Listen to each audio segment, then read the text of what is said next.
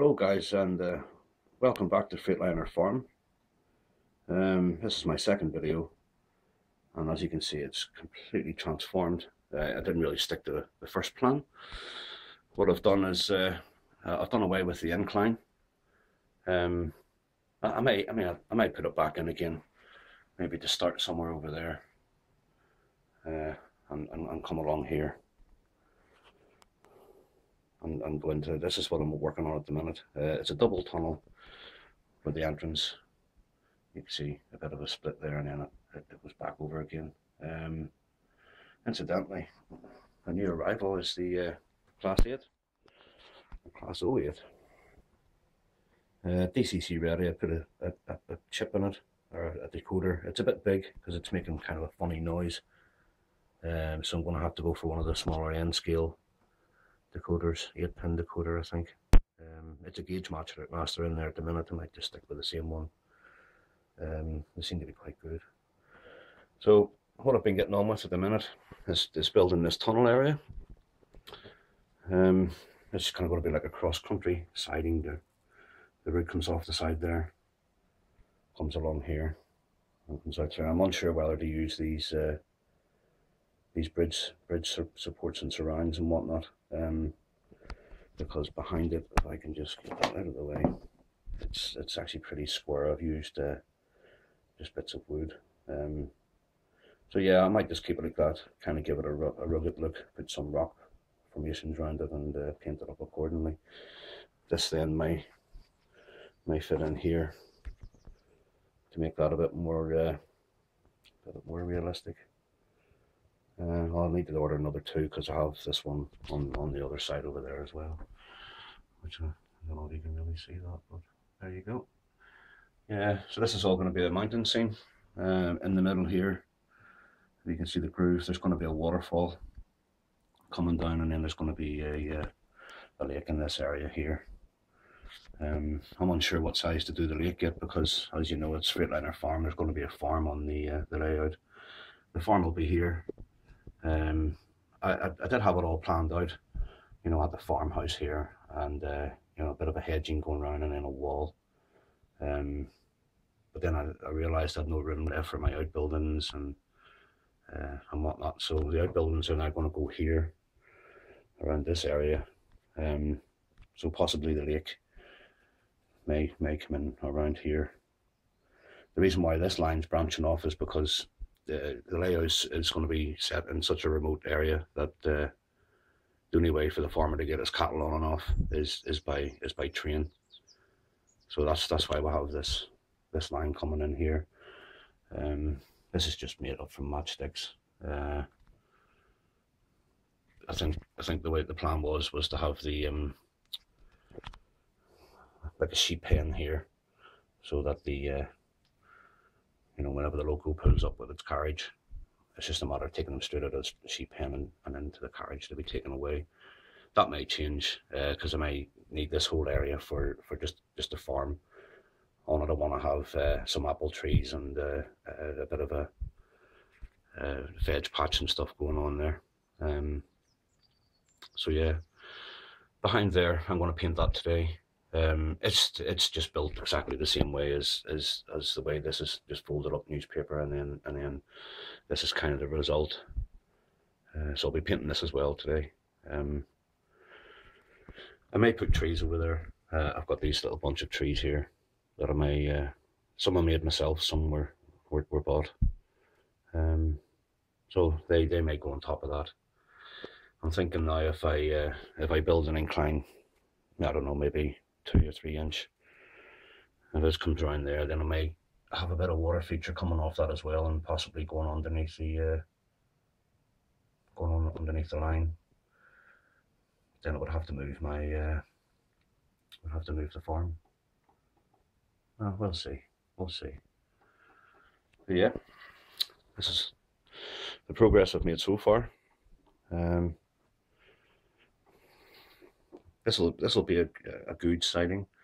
I'll have all my Buxton Lime Industries. I've got another 5 there, or another 4, sorry, so it'll be 5 in total, and they just sit nicely in here. So that'll be that there. I've got one siding off here at the minute, which will possibly be for, I'm going to get myself another 5 of the HHA hoppers in Freightliner livery. They'll go along here. I'm just waiting on another point coming out. I have a few ordered, and that's going to bring off this line here then, where I'm going to store my locos. I don't know if I'm going to have room for an engine shed there, but well, this is how it's looking so far.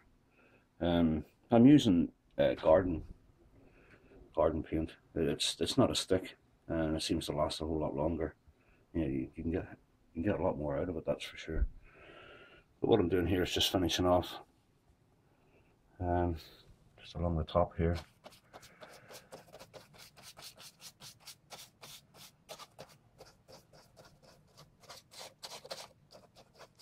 I think eventually I'll, whenever I've got a lot of things set in place, I'll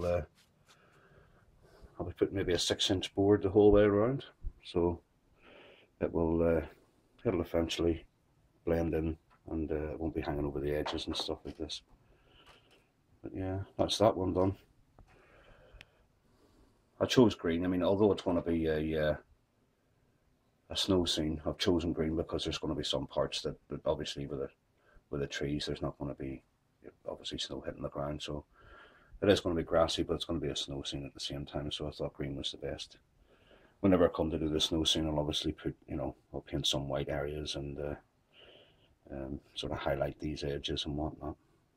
I'll get a bit of a snowdrift going on, and so yeah, and then I'm just about to go and paint this, and so I'll get back to you shortly. Well, this is how it's looking so far.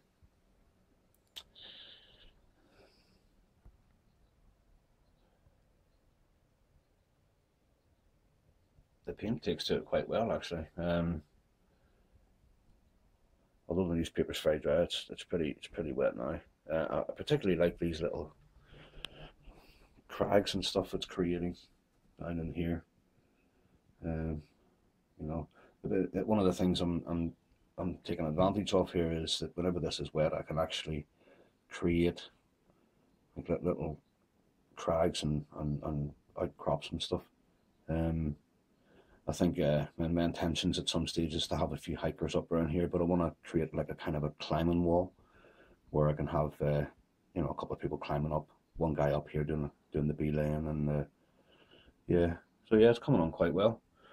I've still got this other side to do here, and of course around the tunnel area, and so yeah, I'll crack on and I'll get back to you shortly. And there we go, finished product. It's actually turned out extremely well, a lot better than what I thought, because although you can see creases from the newspaper, some of that will be covered up by rock moldings that I'll make. I'll make some rock features, but especially in here, with the advantage of the paint being wet on the newspaper, I'm able to create lines where there's going to be a flow of water, particularly in the middle here, straight down. But then I was having a look here as well, and there's going to be some water flowing down here as well, and possibly over here as well. So yeah, this turned out extremely well. Behind here, there's going to be a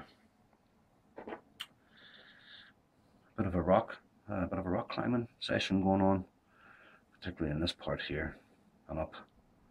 A bit of an overhang there as well. Whilst I was doing it, I was thinking maybe I could create maybe some ice climbing. It's something that my wife and I do quite a lot, both climbing and ice climbing. So I might add some of them features in as well. But that's it, yeah, there you go. So the one on the far there, it's drying now, so I'm just waiting for this to dry. I would have hoped to